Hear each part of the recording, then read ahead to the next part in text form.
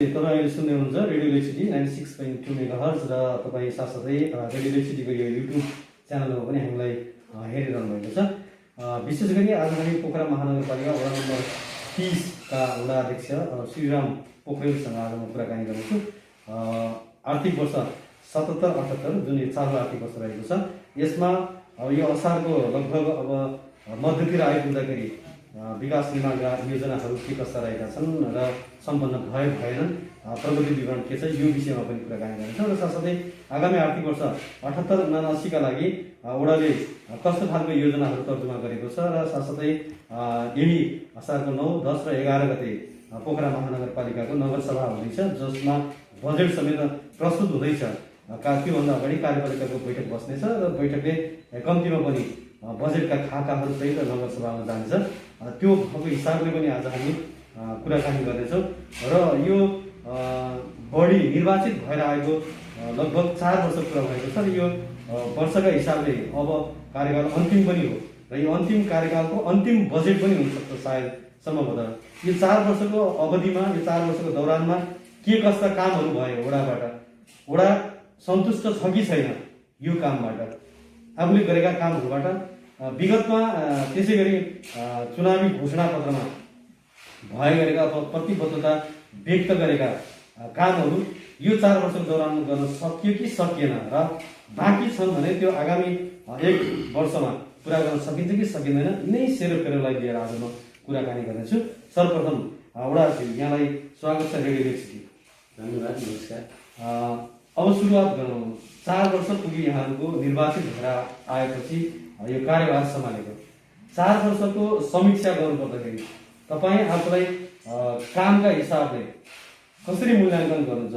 तपाईँको सन्तुष्टि मध्यम खालको छ या उत्कृष्ट छ या सामान्य ढङ्गको छ भन्ने बुझाइ के लाग्छ यहाँलाई यो 4 वर्षको कामको समीक्षा गर्दाखेरि? धन्यवाद सरलाई प्रश्न गर्नुभएकोमा। यो 4 वर्ष समीक्षाको पिरियड असाध्यै राम्रो, प्रश्न पनि राम्रो र यो 4 वर्ष कार्यकालमा हामी, म लगायत हाम्रो टिम यो महानगरपालिका बनेर जब हामी निर्वाचित भएर आइसक्यौँ, त्यस पछाडि गरेका कामका आधारमा हामी सन्तुष्ट पनि छौँ र हामी एक मानेमा खुसी पनि छौँ।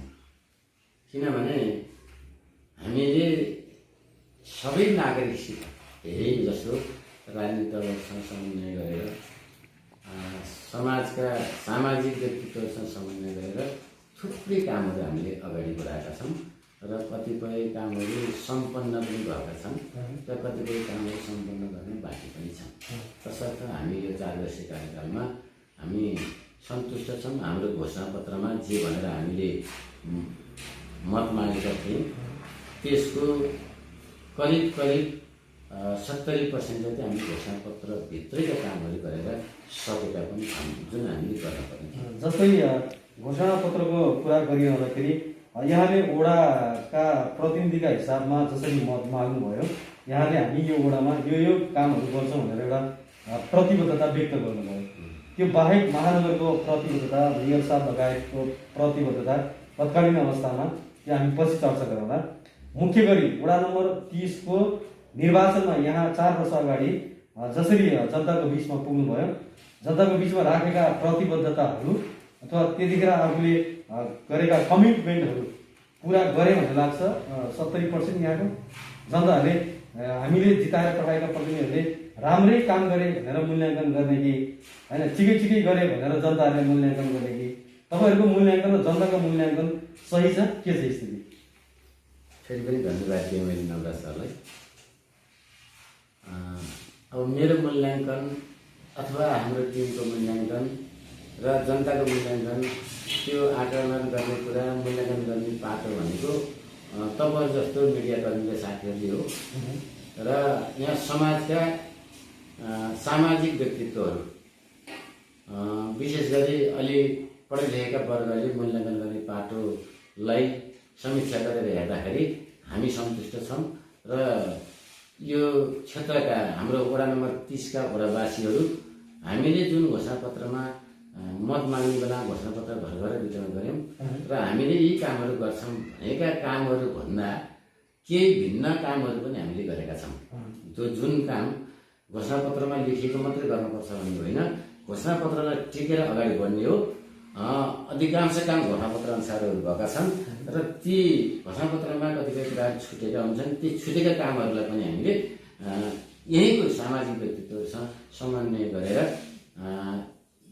ती कामहरू हामीले कतिपय कुराहरू अधुरा छन्, कतिपय पुरा पनि भइसकेका छन्। त्यसरी हामी अगाडि बढेको कुरा पनि ठ्याक्कै जनताले नै एकदमै अनुभूत गर्ने गरी क्या गर्व गर्न लायकको काम गरे है हाम्रा जनप्रतिनिधिहरूले भन्ने ठ्याक्कै अनुभूत गर्न खालका जनताले फिलिङ्स हुन्छ नि जनताको, यो चाहिँ 30 नम्बरको वडाको टिमले काम गर्यो है भनेर ठ्याक्कै देखाउनु पऱ्यो भने एक दुईवटा योजनाहरू 4 वर्षको पिरियडमा बनाइएका जनताले जो गर्व गर्न लायकका योजनाहरू चाहिँ 1 2 3 गरेर काउन्ट गर्नु पऱ्यो भने यहाँले कुन कुनलाई स्मरण राख्नुहुन्छ? अब जनताले गर्वै गर्नुपर्ने खालको कामहरू 1 2 3 4 गरेर गर्दाखेरि धेरै नै कामहरू भएको मैले आफूले व्यक्तिगत रूपमा म वडा अध्यक्षको हैसियतले महसुस गरेको छु। त्यो नागरिकले बुझ्ने कुरा अथवा जो सामाजिक व्यक्तित्व छ उहाँहरूले बुझ्ने कुरा, तपाईँहरू जस्तो मिडियाकर्मीका साथीहरूले बुझ्ने कुराहरू हो जस्तो मलाई लाग्छ। नम्बर 1 त हामी आइसकेपछि यस वडामा एउटा नमुना मावि छ, श्रीमन शान्ति नमुना मावि। त्यसलाई नमुनाकै रूपमा अगाडि लान हामी सफल भयौँ। जहाँ कि हिजो हामी आउँदाखेरिको अवस्था र अहिलेको अवस्था भौतिक पूर्वाधारको कुरा मात्रै होइन, शिक्षाको गुणस्तरको अवस्थामा पनि मलाई विश्वास छ यहाँको आम नागरिकले यो स्कुलमा कायापलट भएको छ, यो यस्तो राम्रो पनि बन्द रहेछ। भौतिक पूर्वाधार पनि थुप्रै बने, करोडौँ रुपियाँका बिल्डिङहरू पनि बनिएका छन् र साइन्स चलाउनै सकेको थिएन र +2 साइन्स चलाएर यहाँबाट रिजल्ट आउट पनि भएको छ। समग्रमा हेर्दा रिजल्ट आउटमा राम्रो भएको हुनाले पनि नमुना मावि हामीले प्राप्त गर्न सक्यौँ र सबभन्दा मलाई खुसी लागेको शिक्षाको पाटोमा यो छ नम्बर 1। नम्बर 2, हामीले यो अहिले प्रकृतिले पनि एउटा विपत्ति पारेको बेला यो कोरोना कोभिड-19 चाहिँ जुन आयो, यो बेलामा हामीले एउटा अस्पताल सिर्जना गर्नुपर्छ भनेर जुन सोच बनाएका थियौँ। यो योजनाहरू भनेको हाम्रो घोषणापत्रभन्दा बाहिरका कुराहरू, यो सडन ल्याएका कुरा हुन्। यसमा हाम्रो वडा समितिको टिम म विशेष गरी बढी लागेर त्यो मोरियाको एउटा लायन्स अस्पताल थियो यहाँभन्दा अगाडि, त्यसलाई हामीले गण्डकी प्रदेशको सरकारको अस्पताल बनाउन हामी सफल भयौँ। त्यसको नेतृत्व भूमिका म आफै गरेको थिएँ र मैले धेरै कुरा डिल गरेँ। त्यहाँका समितिका साथीहरू लगायत म गएको थिएँ। कर्मचारी साथीहरूले मन्त्रीज्यूसँग सचिवज्यूसँग कुरा गर्न अलि अवसर पनि लाग्ने कुराहरू स्वाभाविकै हुन् र हामी जानुपर्ने गएको हैसियतले देखिएका कुराहरू भनेर त्यसमा असाध्यै प्रयत्न गरेँ। यो अन्यत्रै अर्को क्षेत्रमा जाने सम्भावना, प्रबल सम्भावना थियो र हाम्रोभन्दा पूर्व नगरपालिका उपमहानगरपालिका भइसकेको साबिक पोखरामा पनि रहन सक्ने सम्भावना थियो। तर हामीले असाध्यै बल जोड दिनु भन्नाले हाम्रै पहलमा चाहिँ हाम्रै वडा नम्बर 30 मा एउटा सङ्क्रामक रोग अस्पताल चाहिँ स्थापना गरेर अहिले आम नागरिकलाई सिङ्गो देशलाई नै त्यो अस्पतालले सुविधा दिएको छ। हाम्रो वडालाई मात्र नभएर त्यो एउटा गर्व गर्न लागेको कामहरू हामीले चाहिँ सम्पन्न गरेका छौँ र त्यो चालु अवस्थामा पनि छ। अब त्यस्तै अर्को असाध्यै महत्त्वपूर्ण अर्को पाटो पनि छ। अहिले चाहिँ 1 2 3 भनेको हुनाले मैले भन्न लागेको, अन्यथा मैले भनेको पनि थिइनँ। यो आम नागरिकले जान्न पर्ने कुरा, थाहा पाउनु पर्ने कुरा पनि हो। अधिकांश हाम्रो वडाकोलाई त थाहा छ र करिब करिब कास्की जिल्लालाई थाहा छ। यो हाम्रो अरू जिल्लाले पनि थाहा पाउनु पर्ने कुराहरू, कतिपय जिल्लाहरूले थाहा छ नहोला। मैले यो अहिले जुन बाढी पहिरो पीडित र जो अहिले कोरोनाको भयावह अवस्था आयो, त्यो बेलामा नागरिकहरूले बस्न पाउने घाँसबासका कुराहरूदेखि लिएर खाना नपाउने कुराहरू, शिक्षाका मात्रै, स्वास्थ्यका मात्रै नभएर भौगोलिकै कुराहरू थिए। त्यो बेलामा यसो कल्पना गरियो, हामी सोच्यौँ र मैले पनि एउटा बेलुका घरमा बसेर यसो सोचाइ निकालेँ र अब यो एउटा खालको एउटा संस्था स्थापना गर्न पऱ्यो। हामीले मात्रै सक्दैनौँ, अब हामीले साथ लिनुपर्छ सबै आम नागरिकसित र राजनीतिक दलसँग सहकार्य गरेर र मिडियाका साथीहरूसँग चाहिँ एउटा समन्वयकारी भूमिका गर्न पऱ्यो र भेला राख्छु म र त्यो भेलाले एउटा टिम खडा गर्न पऱ्यो भनेर मैले परिकल्पना नै गरेको। त्यो मैले घमण्डका साथ भन्न पनि सक्छु। र त्यो सोचाइ राखेर एउटा नागरिक परोपकार समन्वय संस्था भन्ने हामीले एउटा गठन गऱ्यौँ। विपद व्यवस्थापन समिति भन्ने प्रत्येक वडामा हुन्छ, त्यसको अध्यक्ष वा संयोजक वडा अध्यक्ष हुन्छ।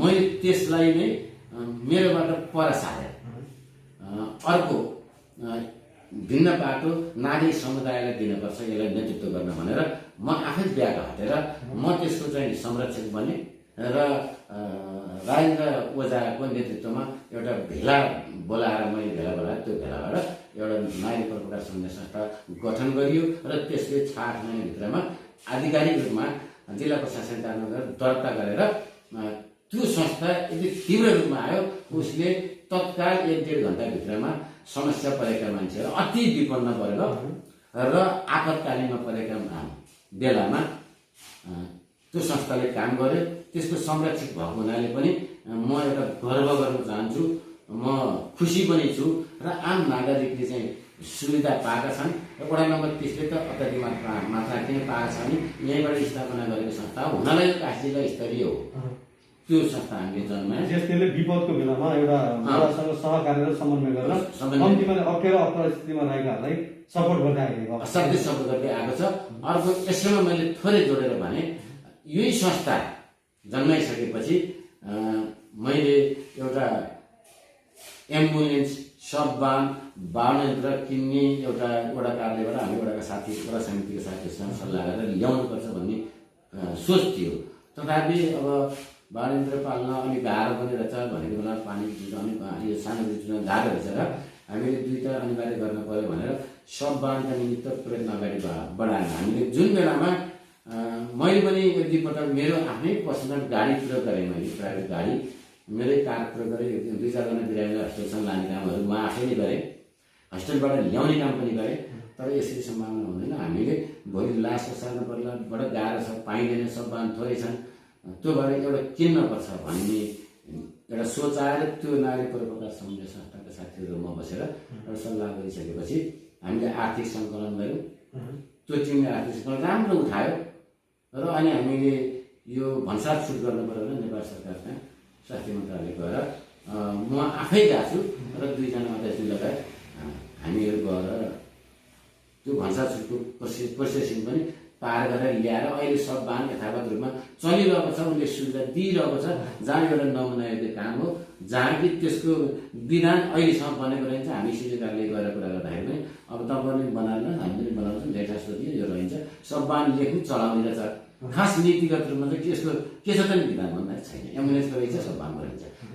त्यो कुराले गर्दाखेरि पनि म चाहिँ खुसी नै छु। यो एउटा देखिने खालको काम चाहिँ भएको छ। जस्तै भौतिक पूर्वाधारकै रूपमा यसलाई अलिक थोरै हेर्दाखेरि यहाँले भने जस्तै एउटा शिक्षाको पाटोमा भयो, एउटा स्वास्थ्यको पाटोमा भयो र एउटा भनौँ न विपद व्यवस्थापनका हिसाबले एउटा कुरा भयो। भौतिक पूर्वाधारकै हिसाबमा चाहिँ जस्तै वडाका सडकका कुराहरू होला, पार्कका कुराहरू होला भने जनताले कहीँ वडा नम्बर 30 मा धुलो बाटो अथवा कच्ची बाटो, ग्राभ्य बाटो बाहेक होइन सबै ठाउँमा पिचै भएका छन् के छ। जनताले अझै पनि हाम्रो ठाउँमा पिच बाटो भएन, यत्रो 4 वर्ष भइसक्यो निर्वाचित भएको जनप्रतिनिधिहरू हाम्रो ठाउँमा पिच भएन भनेर छ कि, अथवा वडा नम्बर 30 स्पेसल्ली तपाईँको यो ग्राभेल कच्ची सडक मुक्त वडा छ कि के छ यो भौतिक पूर्वाधारतर्फको साइडमा हेर्दाखेरि? धन्यवाद सरलाई। यो भौतिक पूर्वाधारभित्र धेरै कुराहरू सडक विशेष गरी एकदम धेरै कुराहरू पर्छन्। विशेष गरी यहाँले सोधेका प्रश्नमा सडक सँगसँगै जोडेर मैले अरू एउटा 2टा कुराहरू पनि हामीले गरेका कामहरूको कुराहरू मैले यहाँ राख्न पाउँदा म किन पछि पर्नु भनेर म यो कुरा राख्न पनि चाहन्छु। मैले यहाँसम्म पनि मागेँ। अब सडक त हामी आउँदाखेरि सिसुवा खुदीको बाटो एउटा कालोपत्रे थियो र हाम्रो वडाभित्र पर्ने सिसुवा बजारमा एउटा कालोपत्रे थियो। अलिकति भाग तालचोक गैरहस्ताको कालोपत्रे थियो। ढुङ्गे पाटनका चाडा गल्ली मात्रै कालोपत्रे थिए, ओल्ड भेली गरिदिएको, नत्र कुनै पनि बाटाहरू हाम्रो वडामा कालो भनेपछि देख्न पाइन्थेन। सबै ठाउँमा हामीले पाइप खैँचेर हिँड्नुपर्ने अवस्था थियो। तर अहिले हामीले यो 3 वर्षीय कार्यकालमा यो 4 वर्ष पनि पुरा भइसक्न लागेको छ। यो कार्यकालमा हामीले सुरुका 2 वर्ष असाध्यै राम्रोसँग काम गर्न हामी सफल भयौँ, किनकि यो उपभोक्ता समिति मार्फत हामीले कागजपत्र गर्न पाएका थियौँ। जब 2 वर्ष करिब तेस्रो वर्षमा हामीले अलि कठिनाइ के भयो भने यो नियम कानुनले मिलेन भनेर महानगरपालिकाले उपभोक्ता समिति कागजपत्र गर्न नपाउने र टेन्डर प्रक्रिया जाने भनेपछि नागरिकले पैसा उठाएर मिसाउनु छ, हामी टेन्डर किन गराउने, हामीले नै गरेर गऱ्यौँ भने राम्रो पनि हुन्छ, बलियो हुन्छ, धेरै गर्न सक्छौँ भन्ने थियो। र त्यसले गर्दा अलिकति थोरै कम भएको र पनि हाम्रो वडामा हामीले 2 वर्षभित्रमा करिब 10 किलोमिटर बाटो कालोपत्रे गर्न सफल भएका छौँ। हाम्रो वडाभित्र मात्रैको कुरा गर्दैछु मैले। हाम्रो वडा अलि ठुलो पनि छ।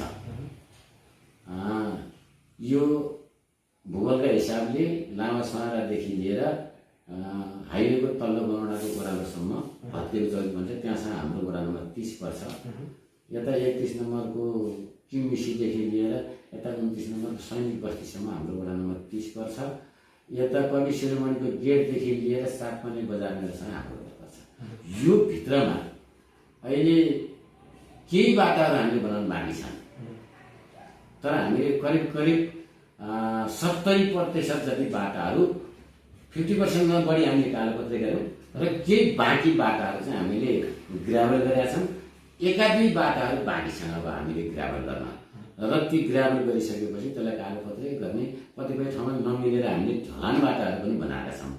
यहाँहरू समक्ष मैले भन्नै पर्ने हुन्छ र यो आम नागरिकले थाहा पाउनु पर्ने कुरा पनि हो। म सानो हुँदाखेरि लिस्नो चढेर हिँड्ने गर्थेँ गौँडा बजारबाट सातमाने बजार जानको लागि। त्यहाँ ठुलो बजार थियो, सातमाने बजार भनेको पुरानो बजार हो र गौँडा बजार भनेको पुरानो बजार हो।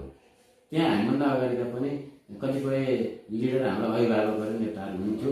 त्यो बेलादेखि नभएका कुराहरू, त्यो बाटो नखोलेको कुराहरू, त्यहाँ अहिले हामीले एउटा पाहाड फोरेर त्यहीँको नागरिकसँग समन्वय गरेर त्यहीँका जनतासँग केही धेर थोर पैसा उठाएर र वडाले पैसा हालेर सुरु गरेर महानगरबाट पैसा ल्याएर प्रदेश सरकारबाट सङ्घीय सरकारका मान्यज्यूहरूबाट पनि पैसा ल्याएर हामीले त्यो बाटो 2टा गाडी स्पेसल रूपमा चल्न सक्ने गरेर ढलान बाटो, जहाँ लिस्नो चढेर हिँड्ने बाटोमा ढलान गरेर बस गुड्ने बाटो बनाएका छौँ। यसो त्यहीँनिर अलिकति थोरै समस्या पनि, जस्तै खुदी खोला, यताबाट गएको झिङ्गे खोला होइन, 2-3वटा खोलाको सङ्गम स्थलदेखि लिएर सातमाने जाने बाटो यहाँले कुरा गरिरहँदाखेरि 30 को डिल भन्ने ठाउँबाट त्यो भत्केर अहिले त्यहाँ लगभग मान्छे पनि हिँड्न नमिल्ने अवस्था छ होइन। कम्ती हो त्यो 30 र 32 को सिमाना क्षेत्र होइन।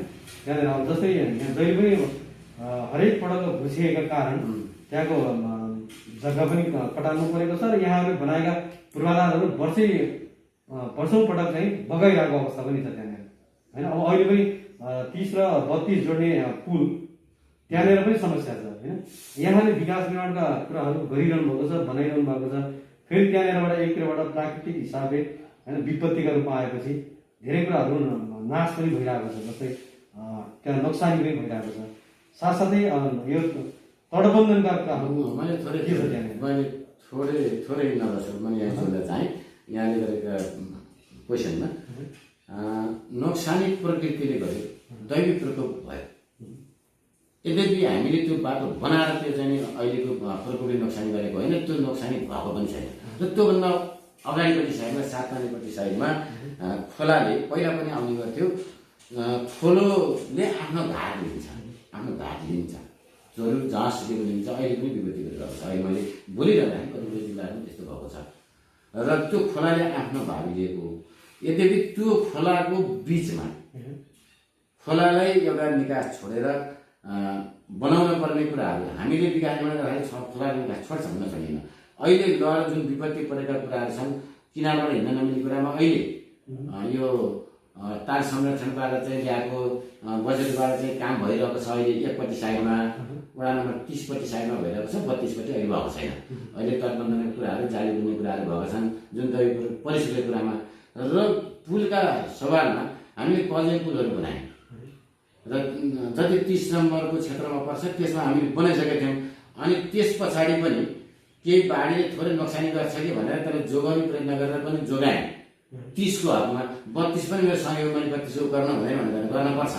र सँगसँगै त्यही हामीले एउटा वडाको सिफारिसमा महानगरपालिका मार्फत हामीले 3 करोड एउटा पुल हाल्ने योजना बनाएर त्यो भूगर्भविद भन्छ अथवा सोइल टेस्ट गर्ने कुराहरू पनि सम्पन्न गरेर त्यो टेन्डर प्रक्रियामा अगाडि बढेका कुराहरू महानगरले टेन्डर प्रक्रिया अगाडि बढाएको कुराहरू पनि मैले यहाँ राख्न चाहेँ। वडा बजारमा त्यस्तो छ र अहिले अचानकले गत वर्ष बाढीले 32 नम्बरको सानो पर्ने खोला बगाएको छ, धेरै ठाउँहरू नोक्सानी बनाएको छ, त्यसलाई चाहिँ नि बनाउन बाँकी छ र त्यहाँको हकमा त्यस्तो छ भने यहाँले अहिले भन्नुभएको जुन पूर्वाधारतिरका कुरामा सडकका कुरा त हामी असाध्यै सन्तुष्ट छौँ। अब यो वर्ष पनि बन्दैछ, बाँकी रहेका कतिपय बाटाहरू पोखरा विश्वविद्यालय यही छ। यहाँ शिक्षाको एउटा परिवर्तन ल्याउने बौद्धिक सर्कल उत्पादन गर्ने क्षेत्र पनि हो यो। यहाँ एउटा शिक्षा प्रेमी साथीहरू बस्छन् भन्ने खालको पनि छ। त्यसको आडमा केही बाँकी रहेका भागहरू चाहिँ यो वर्ष चाहिँ हामीले सम्पन्न गर्दैछौँ र धेरै कामहरू भएका पनि छन् र कालोपत्री गर्ने कुरामा थोरै बाँकी छ, अरू गरिन्छ। र सँगसँगै युनिभर्सिटीको आड र वडा कार्यालय भवनको अगाडिपट्टि एउटा राम्रो विकल्प ग्रिन पार्क, नामै विकल्प ग्रिन पार्क भनेर हामीले एउटा नामाकरण गरेर त्यो इस्टिमेट सेट गर्दा 2 वर्ष अगाडि हामीले इस्टिमेट गऱ्यौँ। अहिले तेस्रो वर्षमा छ, 4 करोड 72 लाख रुपियाँको इस्टिमेट निस्केको छ हामीले इन्जिनियरिङ गर्दाखेरि। त्यो पार्कको काम सुरु गरेर एउटा फाउन्टेन डक हामीले बनाइसकेका छौँ, त्यहाँबाट पानीको फोहराहरू झर्छन् र कम्पाउन्डिङ पनि गरिसक्यौँ, जहाँ करिब 10 देखि 12 रोपनी जग्गा, सार्वजनिक जग्गा त्यसै हिँडामिना भएर मिल्केर बसेको थियो, त्यो अलि लाछाके पारेको थियो। त्यो पार्कभित्र केही साना एउटा समूहले चलाएको अथवा चाहिँ सहकारीले चलाएको एउटा चाहिँ दुध डायरी छ र 2टा आमा समूहका भवनहरू छन्, त्यसलाई व्यवस्थापन गर्ने, यही ठाउँमा एक ठाउँ अर्को ठाउँ व्यवस्थापन गर्ने र अनि उनीहरू ठाउँमा सार्ने र त्यसलाई खुला बनाएर एउटा पार्क रूपमा लिएर हामी जिपिआर गरेर जिपिआर अनुसारको मैले एकचोटि यहाँ वडामा भेला गराएर धेरै वडावासीहरूलाई करिब 400-500 मान्छेलाई भेला गराएर मैले भिजुअल पनि देखाएँ। अति सुन्दर लाग्यो भन्नुभयो, सबै खुसी हुनुभयो। त्यो खालको बनाउने यहाँको कार्यकालभित्र अब यो पार्क कम्प्लिट हुन्छ? यो पार्क मेरो कार्यकालमा कम्प्लिट हुँदैन, यो बहुवर्षीय योजना हो। अहिले हामीले केही संरचनाहरू बनाउँछौँ, गेटहरू बनाउँछौँ, 2तिर गेट छ र अर्को एउटा यो सम्पन्न गरेर 2 वर्ष 3 वर्ष लाग्छ। बजेट त्यही खालको आउनु पर्यो। हामीले माग गर्दाखेरि त्यो थोरै बजेटले बाहिर वडा कार्यालय बनाउँथ्यो, तर त्यो थोरै बजेटको छैन, त्यो लगभग 5 करोडको योजना छ हाम्रो त्यो। त्यसले गर्दा केही वर्षमा भ्याइन्छ होला, तर हामी सुरुवात त गऱ्यौँ। त्यो पनि एउटा गरेको चाहिँ पाटो पर्छ जस्तो लाग्छ। सँगसँगै एउटा जनता पार्क भन्ने हाम्रो यही वडामा छ, राम मन्दिरमा, पाउरा राम मन्दिरमा, त्यो हामीले सम्पन्न पनि गरिसकेका छौँ। त्यो पार्क पनि राम्रो खालको छ, हेऱ्यो भने एउटा सन्तोषजनक छ, त्यहाँ वरपरका मान्छेहरू बस्ने हेर्ने राम्रो खालको चाहिँ पार्क हामीले सम्पन्न गरेर त्यो अब उद्घाटन पनि भइसकेको कुराहरू पनि मैले यहाँ समक्ष जानकारी गराउन चाहेँ। 2टा हामीले पार्क निर्माण गरिसक्यौँ, बाटाघाटा हामीले अधिकांश बनाइसकेका छौँ। हाम्रोमा त्यस्तो जटिल खालको पुलहरू परेको छैन र अरू पिउने पानीको सवालमा लेख्न साना सहरी राम्रो पानी खुवाइरहेको छ र अरू हाम्रै वडाभित्र रेलका धाराहरू पनि त्यहाँबाट पनि आइरहेको छ। अब हामी कहाँ इनारहरू पनि छन्, यसले गर्दा सजिलो पनि छ र भइरहेको छ। यी पाटाहरू भए जस्तै डेभलपमेन्टको पाटाहरू भए जस्तै अब चालु आर्थिक वर्षतर्फ हामी अहिले 77 थोरै मैले यहाँलाई यहीँ जोडेँ। कतिपय वडा कार्यालयहरूमा आफ्नो वडाको भवनहरू छैन, यद्यपि हाम्रो वडा नम्बर 30मा वडा कार्यालय भवन सम्पन्न भएको छ। अब हामी त्यो भवनमा छिटै कहिले छ करिब अब हामी 1-8 महिनामा हामी त्यहाँ सर्छौँ र त्यहीँबाट हामीले सेवाग्राहीहरूले त्यहाँबाट सेवा सन्तुष्टि रूपमा हामीले दिन चाहन्छौँ, दिन सक्छौँ र त्यहाँ हामीले एउटा अपाङ्ग मैत्री बाल मैत्री खालको बनाउनु पर्छ भने हामी सबै वडा कार्यालय त्यस्तो खालको, तर कतिपय वडाहरूमा बनेको छैन वडा कार्यालय, तर वडा नम्बर 30ले वडा कार्यालय बनाउन सफल भयो। यो पनि एउटा गौरवको योजनाभित्र पर्छ जस्तो मलाई लाग्छ। मैले यहीँबाट जानकारी गराउन चाहेँ। अब हामी 77-78 अहिले चालु आर्थिक वर्षको आज हामीले यो कार्यक्रमलाई रेकर्ड गरिरहँदाखेरि 5 गते भएको छ भने अब धेरै दिन बाँकी छैन, कामका हिसाबले पनि, कामको चापको हिसाबले पनि र सिजन वर्षायाम सुरु भइसकेको छ। अब यसरी हेर्दाखेरि सरस्वती हेर्दा कति प्रतिशत काम सम्पन्न भइसकेको छ चालु आर्थिक वर्ष 77-78? ठिक छ, अब 77-78 को सकिन्छ। बाँकी रहेको समयमा सबै काम चालु वर्षको योजनाहरूमा हामीले अहिले यो कोभिडले गर्दा अलि अप्ठ्यारो बनायो नम्र सर। हामीले सोचे जस्तो काम तीव्र रूपमा अगाडि बढ्न सकिएन र यही बेलामा फेरि कोभिडले त्यसरी नोक्सानी बनायो। यही बेला हाम्रो वडा कार्यालयका साथीहरू सबैको सपोर्ट थियो नभएको होइन, परिस्थितिले हाम्रो वडा कार्यालय सजिलै बिरामी भइदिनु भयो। त्यो प्रकोप दैविक प्रकोप परे जस्तै बिमार भएपछि कसरी लाग्छ। उहाँ करिब 4-5 महिना नै वडा कार्यालयमा आउन सक्नु भएन, इलाज गर्न बाहिर जानुभयो र त्यसले गर्दा हाम्रो वडा कार्यालयको खाता सञ्चालन हुन पनि असाध्यै समय लाग्यो र पब्लिकलाई केही दुःख चाहिँ भयो। मैले त्यसलाई स्वीकार गर्नुपर्छ। मैले मानवमा धेरै पटक भने एउटा व्यवस्थापन गरिदिनुहोस्, उहाँ फर्केर माइग्रेसनलाई खाता सञ्चालन अर्को कर्मचारीबाट गरिदिनुहोस् र यो गर्नुपर्छ। आम नागरिकले दुःख पायो भने धेरै पटक भने, तर लामो समय लाग्यो। मानवले यसलाई अलिकति थोरै ढिला सृष्टि गरेकै हो। यो चाहिँ नि मानव सञ्चालन गर्ने सम्बन्धित पाटोले बुझ्नुपर्छ। यो सुनेपछि यस्तो मेरो वडा भयो जस्तो अरू वडा नहोस्, त्यो एउटा छैन भने कार्यालयबाट अर्कोले एउटा चलाउने हुन्छ भने जस्तै सजिलो नहुँदा अर्कोलाई एउटा दिएर काम गर्नुपर्ने, त्यो निकै ढिलै भएको हो। त्यसले गर्दा थोरै योजनामा पनि यो 77-78 योजनामा पनि हामीलाई अलिकति चाहिँ 80 रुपियाँ आएकै हुन।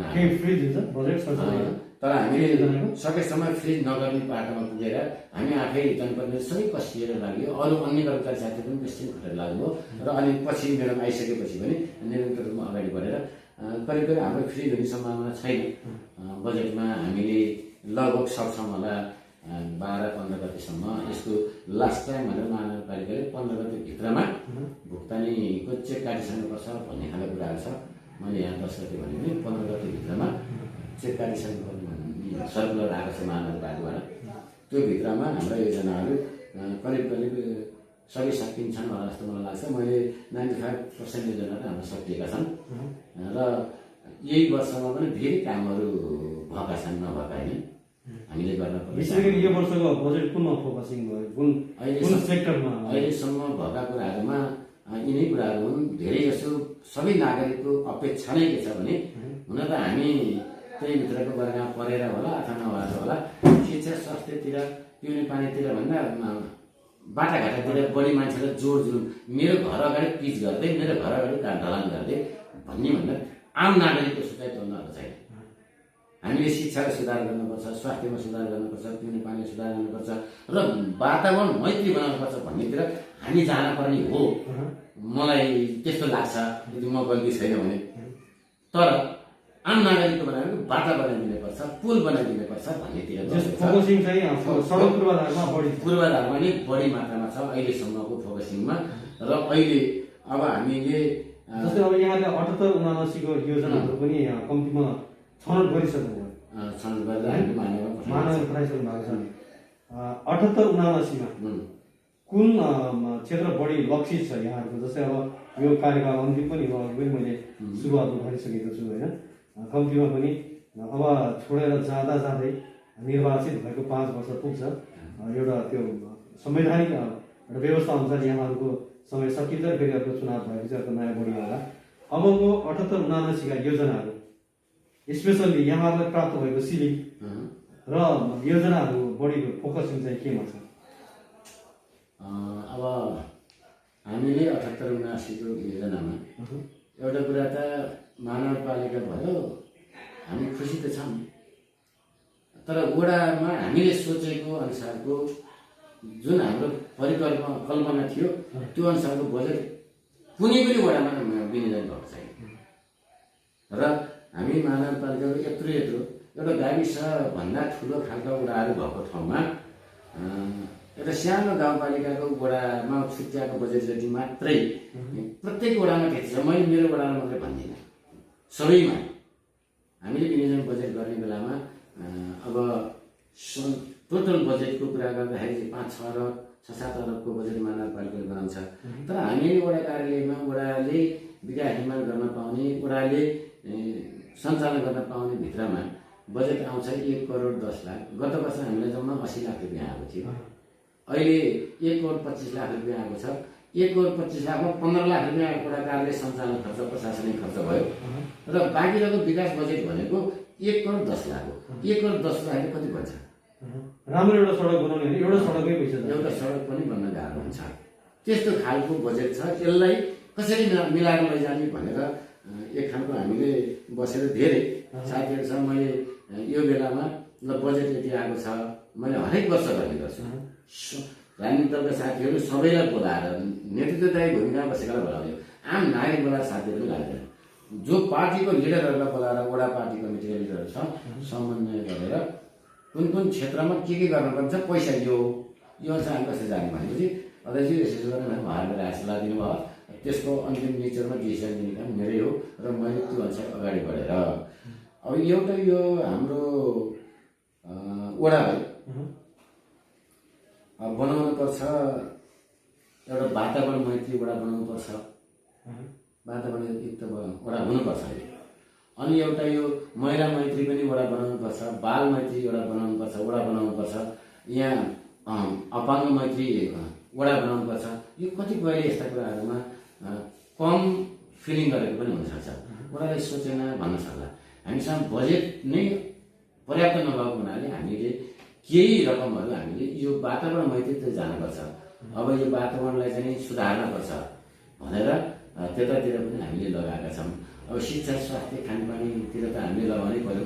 जे होस् 78-79 पनि सबै क्षेत्रहरू समेटिन्छन्। 1 करोड 10 लाखले शिक्षामा नि छुवाउनै पर्यो, बाटोमा, त्यसपछि कलभर्ट होलान्, कतिवटामा कजवे होलान्, कतिवटामा वन वातावरण संरक्षणका कुराहरू होलान् होइन। यी सबै सेक्टर चाहिँ छुएर बजेट चाहिँ एलोकेट भएको छ यहाँबाट। करिब करिब सबैलाई छुन परेको छ, तर धेरै थोरै कुनै ठाउँमा अलिकति बढी होला, कुनै थोरै होला, धेरै त भन्ने 1 करोड 10 लाख नै अब बाढी कुरा यो सबै यही भित्र आपतकालीन खर्च पनि पर्न सक्छ, विपद पर्न सक्छ। मैले विपद परिहाल्यो भने अहिले यहाँहरूले सोधेको बेलामा नभने कहिले भने यो मिडिया सबैले थाहा पाउनु पर्ने कुरा। कोही मान्छे तालमा डुबेर मर्यो, कोही मान्छे नदीको डिलबाट फसेको छ, त्यही छ। तर एउटा रसी किन्ने अधिकार वडा कार्यालयको लाई छैन, अथवा वडा अध्यक्षलाई अथवा वडा समितिलाई छैन। यो एउटा विडम्बनाको कुरा छ। यो साथसाथै जस्तै यहाँले भने जस्तै वडालाई प्रशस्त राइट्सहरू भएन भन्छौँ हामी, तर महानगरको फेरि तल्लो निकाय भनौँ न, जनतासँग प्रत्यक्ष भेटघाट भइरहने, जनताका अपनत्वका कुराहरू हुने इकाइ त फेरि यो वडा नै हो। वडा सरकार भनेर यहाँहरूले भन्नुहुन्छ, तर सरकारको फिल चाहिँ सिफारिस गर्नका निमित्त मात्रै छ अहिलेसम्म कुरा गर्नुहुन्छ। हामीले सिफारिस गर्ने हो भनेपछि सिफारिसमा पास भएर आयो भने भयो, नत्र इमर्जेन्सी पऱ्यो मेरो अगाडि सपोज कतै तपाईँ कुनै ठाउँमा लड्नु हो, मैले उठाएर लिएर गएर त्यो 500 रुपियाँले औषधि उपचार गरेर मान्छे बाँच्छ भने त्यो मैले दिने राइट हुनुपर्छ पर्दैन। त्यो गर्नलाई दुनियाँ प्रक्रिया गरेर चाहिँ महानगरपालिकाबाट स्वीकृत गर्नुपर्ने हुन्छ। हो, यो कुराको अन्त्य पनि हुनपर्छ र कतिपय कुराहरू वडालाई राइट दिन पनि पर्छ। यो केन्द्रीयता मात्रै भएर पनि होला जस्तै हामीले परिकल्पना गरेको वडा हुन्छ नि, महानगरको वडा कार्यपालिका एउटा कर्मचारी संरचना साङ्गठनिक स्वरूप होइन, त्यो अनुसार वडामा नगर प्रहरीहरू हुने, वडामा होइन स्टाफहरू चाहिँ कर्मचारीहरू पनि सबै जुन जुन सेक्टरमा चाहिन्छ त्यहाँ सबै फुलफिल हुनुपर्ने लगायतको जुन एउटा 20-25 जनाको एउटा संरचना बन्छ, वडाको बोडी बन्छ भन्ने एउटा अपेक्षा त्यसले चाहिँ पब्लिकलाई सर्भिस डेलिभरी गर्नु पनि सहज हुन्छ भनेर जुन खालको कुराहरू गरिरहेका थियौँ। यो 4 वर्षको पिरियडमा यहाँले यति पनि फुलफिल चाहिँ गर्न सक्नु भएन। महानगरसँग कोअर्डिनेसन अथवा महानगरसँग जनशक्ति नै कम भएर हो, या अथवा महानगरले त्यो संरचना अनुसारको साङ्गठनिक स्वरूप अनुसारको चाहिँ दरबन्दी सिर्जना गरेर वडामा मेन पावर नपठाएको कारणहरू के चाहिँ हो? यो खास वडा कार्यालय सीमित कर्मचारी मात्रै चलाइरहनु पर्ने अवस्था, यो चाहिँ के हो राज्य? अब यो यहाँले सोधेको प्रश्न असाध्यै सान्दर्भिक छ र हामीले अघि नै मैले भने यो केन्द्रीयता लादिए जस्तो भयो। यो भन्दा विकेन्द्रीकरण भएको छ। वडा सरकार हो, वडा कार्यालय पनि एक आफैमा सरकार हो त। वडा कार्यालय वडा नम्बर प्रत्येक वडाको वडा त्यो वडाको सरकार पर्नु हुन्छ भनेर भन्ने, तर त्यसलाई अधिकार प्रत्यारोपण गर्ने कुराहरूमा केन्द्रीकृत गरेर राखिएपछि चाहिँ कसरी सञ्चालन गर्न सक्छ? यो हरेक वडा त्यसरी भन्ने कुराहरू यो मैले मात्रै होइन। एकै मिनट यहाँहरूलाई मैले रोकेँ।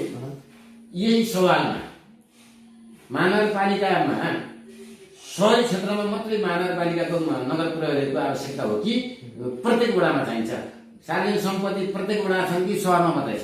महानगरपालिकाको नगर प्रहरीहरू मेरो जस्तो सुगम वडा यो त एक माने भने मेरो वडा महेन्द्र कुमार छ भने पनि हुने खालको छ।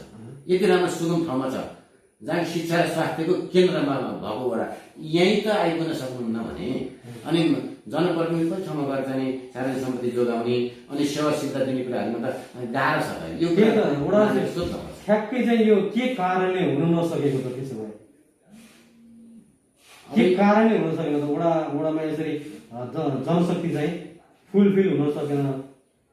यो जनशक्ति मलाई मेरो व्यक्तिगत तर्क हो, यो मिल्न पनि सक्छ नमिल्न पनि सक्छ।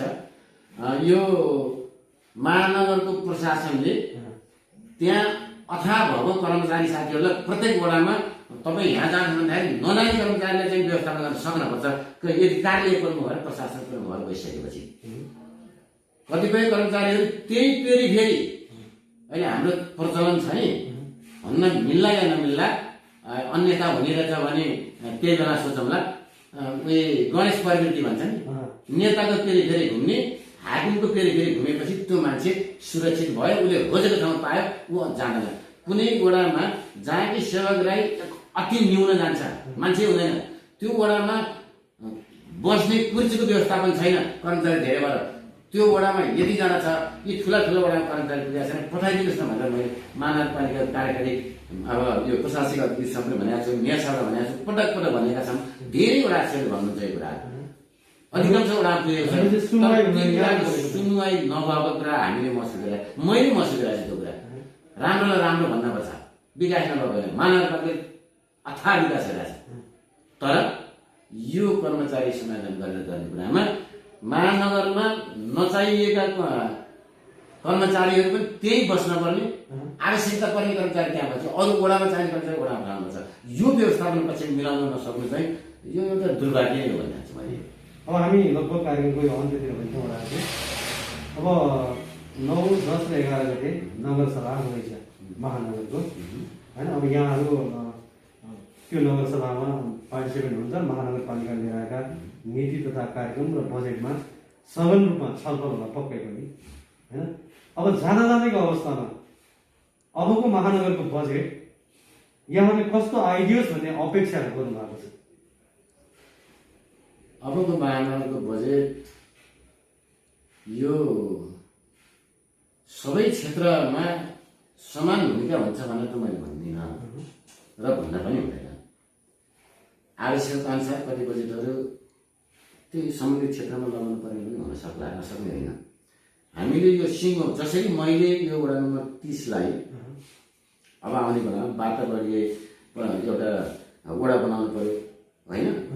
अब पर्यटकीय वडा बनाउनु पर्यो, यहाँ चाहिँ अब महिला हिंसा रहित वडा बनाउनु पर्यो, बाल मैत्री वडा बनाउनु पर्यो भनेर जसरी लागेको छु, त्यसरी नै महानगरले पनि यी सबै कुरालाई मध्यनजर गरेर यो कागजी खोज्नमा मात्रै बनाएर हुँदैन, व्यवहारमा उतारेर जानुपर्छ भन्ने मान्यता हो मेरो सोचाइ हुन्छ। नि भाषण गर्दाखेरि भने जस्तो अहिले मैले यहाँ यो मिडियालाई दिइरहँदाखेरि भने जस्तो होइन, जहाँ व्यवहारमा उतार्न सकिने हुन्छ। हाम्रो वडामा आएर कसै कुनै पनि सेवाग्राहीले मैले यो काम गर्न असिलो भयो, गाह्रो भयो भनेछ भने अथवा ढिला भयो, यो कारणले रोकियो भनेछ भने त्यसको जवाबदेही त मैले लिन्छु र मैले केही छिन पनि नलगाइकन कुन कागज पुगेन फलानु पुगेन भन्नुहोस्, त्यो उहाँले ल्याउनुहुन्छ, काम गर्नुहोस् भनेर जसरी सेवाग्राही बनाइएको छ र सन्तुष्टि हुनुहुन्छ हाम्रो वडावासीहरू, त्यस्तै महानगरले पनि सन्तुष्टि दिने खालले कर्मचारी व्यवस्थापन गर्नु पर्यो। कर्मचारीका पनि असन्तुष्टिहरू हुन सक्छन्। मलाई भन्नुहुन्छ भने मैले यही मिडिया मार्फत भन्छु, यो गत वर्ष 2 वर्ष अगाडिदेखि कर्मचारीको व्यवस्थापन गर्नु पर्यो। सकिँदैन हटाउनु पर्छ भने हटाउनेलाई हटाउनु पर्ने तपाईँ भएर कार्यपालिका निर्णय गरौँ, परिषदले निर्णय गरौँ। अनि पदोन्नति गर्नुपर्ने, प्रमोसन गर्नुपर्ने कर्मचारीहरूलाई प्रमोसन पनि गर्नुपर्छ। अनि एउटा सिलिन्डरको घैँचो किन्न पर्यो भने कार्यालय सहयोगीलाई चाहिँ 500, कार्यालय प्रमुखलाई 2500 त भन्दैन त, त्यो व्यापारीले बराबर गर्छ, लिन्छ नि त, उसको पनि पेटै हो। ठिक छ, नियुक्ति हुने बेलामा तलका कुराहरू फरक कुराहरू हुन्छन्, आफ्नो योग्यता क्षमताका आधारमा महँगीलाई सम्बोधन गर्दाखेरि समान रूपले गर्छ। पर्सेन्टेज गरेर यति पर्सेन्ट 10% भनेपछि त हाकिमको 10%ले चाहिँ 5000 बढ्ला, कार्यालय सहयोगको 10%ले 200 बढ्छ, 200 घटाउँछ। यस्ता कुरामा विरोध पुर्याउनुपर्छ र प्रमोसन गर्ने सवालमा पनि कर्मचारीले कति वर्ष छ किन राखेको नेपाल सरकारले ऐन 5 वर्ष पुगेपछि फाइल उडा गर्ने कुराहरू छन्। ठिक छ, हाम्रो महानगरपालिकाले सकेन, महानगर भिन्नै योजना हुन सक्छ, 10 वर्ष होला 15 वर्ष होला, त्यति पनि रद्द गर्न पर्यो नि त। यो कुरा मैले गत वर्ष पनि राखेको थिएँ, तर अहिलेसम्म मैले त्यो भएको पाएको छैन। तर त्यो हेर्ने पाटो फाट चाहिँ मेरोमा परेको छैन। यो एउटा जस्तै यहाँले भनिरहँदाखेरि धेरै गुनासाका कुराहरू यहाँले जसरी नै महानगरले पनि काम गरिदिने भने पक्कै पनि यहाँले अपेक्षा गरे जस्तो विकास निर्माणका कुराहरू देखेर प्रशासनिक संयन्त्रहरू चाहिँ डेभलप हुने रहेछन्। यहाँले वडा स्तरमा गरिदिएको जसरी नै गरिदिएको भए चाहिँ, तर धेरै गुनासाहरू रहेछन् महानगरपालिकासँग यहाँहरूको पनि वडा अध्यक्षहरूको पनि।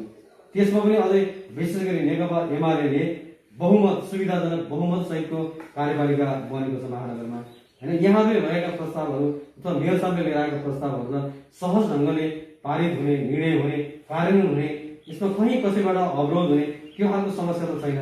कहाँनिर यहाँहरूका सधैँ गुनासा रहिरहने हो भने के कारणले हो यी गुनासाहरू रहिरहेको महानगरमा? अब यो मैले यसमा बुझ्नै नसकेको गरेको छ भने भने नेकपा एमालेको 2/3 महानगरपालिकाको छ, निर्वाचित बढी 2/3 छ। एउटै पार्टीको एउटै नीति सिद्धान्त बोकेको एउटै मन भावना भएको मान्छेहरूले चुनाव जितेको एउटा बढी छ, तर पनि काम हुँदैन। इच्छा शक्ति नभएको हो कि अथवा यी वडा अध्यक्षहरू भनेको अलिक तल्लो लेभलकै हो, वडा सदस्य तल्लो लेभलको, यसलाई किन सोधनी पुछानी गर्ने? मैले अघि भने नै एउटा गणेश प्रवृत्तिको भएको, सुमेर पर्वत घुमेर आउने भएको, त्यस्तो खालको प्रवृत्तिको मान्छेहरूलाई मात्रै हेरिएको हो कि होइन भने समग्रमा के भएको छ भनेर हरेक मिटिङ बस्नुभन्दा अगाडि केही समीक्षा पनि हुनु पर्यो।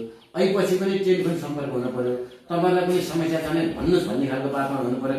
न प्रशासनको कार्यालय प्रमुखले भन्छ, न यद्यपि अहिलेका आजका मिटिङमा न मेयर साहबले भन्नुभएको छ, अहिलेसम्म भन्नुभएको छैन। भनेपछि तपाईँहरूको बिचमा कोअर्डिनेसन छैन, समन्वय छैन।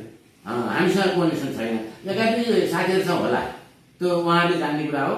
एकाधी 2-4 जना वडा अध्यक्षहरूसँग कोअर्डिनेसन छ भने त्यो वडा अध्यक्ष उहाँहरूले जान्नुहुन्छ। नत्र मेयर साहबले हामीसँग आजका दिन छ, अहिले 5औं वर्ष रनिङ छ, अब इलेक्सन आउँदैछ। यो इलेक्सनको बेलामा जसरी अहिले कोअर्डिनेसन छैन त्यसरी कोअर्डिनेसन भएन भने त हामीलाई मत त पर्छ त, तसर्थ कोअर्डिनेसन गर्नुपर्छ। हिजो जे भयो अबको वर्षबाट पनि एउटा शिक्षा दिने, यो यसरी चल्नुपर्छ भन्ने खालको शिक्षामूलक अथवा चाहिँ एउटा अलि बढी मैत्रीमूलक चाहिँ भएर यो महानगरपालिका अगाडि बढोस्। यसको नेतृत्वदायी भूमिका मेयर साहबले खेल्नुपर्छ र यसको जस पाउने पनि मेयर साहबले हो। विकास हामीले वडा नम्बर 30 मा अथाह विकास गऱ्यौँ, यो वडा अध्यक्ष श्रीराम पोखरेलले मात्रै गरेको हुँदैन, यो चाहिँ महानगरको मेयर साहबले गरेको हुन्छ। प्रत्येक वडा विकास भयो भने बल्ल एउटा स्मार्ट सिटी बन्न सक्ला, अन्यथा एउटा दुईटा पुवर सिटीभित्रका बाटाहरू चाहिँ अस्पताल पिच गरेर मात्रै चाहिँ स्मार्ट सिटी बन्नेवाला छैन। मलाई भन्नु चाहिँ सबै कुरामा विकास गर्दा सबै क्षेत्रलाई हेर्नुपर्छ र सबै जनप्रतिनिधिसँग कोअर्डिनेसन गर्नुपर्छ। मैले जानेको कुरा मैले प्रतिपक्ष पक्ष भन्दिनँ, सबै वडा अध्यक्षहरूसँग पनि समन्वय गर्नुपर्छ। एकाकी 2-4 जनासित मात्रै समन्वय गरेर त्यो मात्रै पार लाउने कुराले भोलिलाई अप्ठ्यारो पर्न पनि सक्छ, त्यो कुरालाई ख्याल गर्नुपर्छ भन्ने जस्तो मलाई लाग्छ। र अबको दिनहरूमा हामीले जाँदाखेरि सबै पाटोलाई सोचेर अघि मैले भनेका कुराहरूलाई विशेष गरी फोकस गरेर गइयो भने यो महानगर पनि राम्रो होला, हाम्रो वडा पनि राम्रो होला। मैले अहिले एउटा सानो थोरै मैले यही जोड्न चाहेँ। हाम्रो महानगरभित्र वडा नम्बर 30 मा एउटा माथि मनोकामना डाँडाको मन्दिर, ठाक डाँडा भन्ने डाँडा छ, त्यहाँ एउटा मनोकामना मन्दिर छ। त्यहाँ थुप्रै जमिन छ, करिब 400-500 रोपनी जमिन छ। त्यसमा अहिले चाहिँ सदरमुकामको अस्पताल पनि त्यहीँभित्र पर्छ, तर यद्यपि जमिन थुप्रै छ।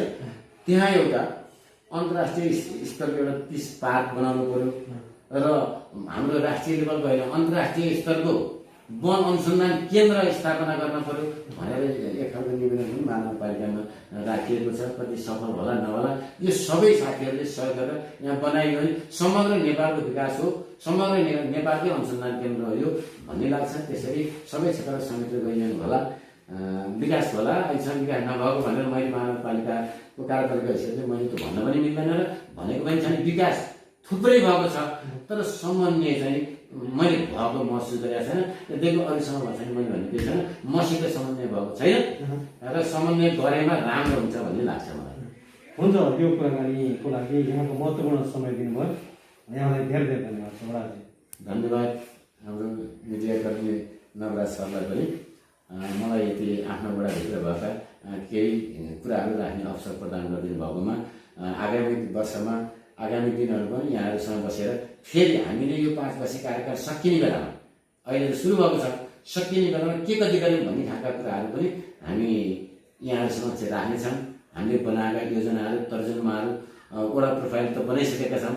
यस्ता धेरै कुराहरू हामीले अहिलेसम्मको 5 वर्ष योजना कुराहरू हामी तपाईँहरूसँग चाहिँ राख्नेछौँ र त्यो सार्वजनिक गर्नेछौँ र त्योबाट पनि पक्कै पनि सबै आम नागरिकले चासो राख्ने विषयमा थाहा पाउनुहुन्छ। यहाँहरूले समय दिनुभयो, मेरा कुराहरू राख्ने अवसर दिनुभयो, सबै आम नागरिकले सुन्नुहुनेछ र यो मेरो मात्रै दायित्व होइन, मैले मात्रै गरेको विकास होइन, यो तपाईँले साथ दिएर विकास भएको म आम नागरिकसँग पनि यही भन्दै बिदा हुन्छु। हस्त, नमस्कार।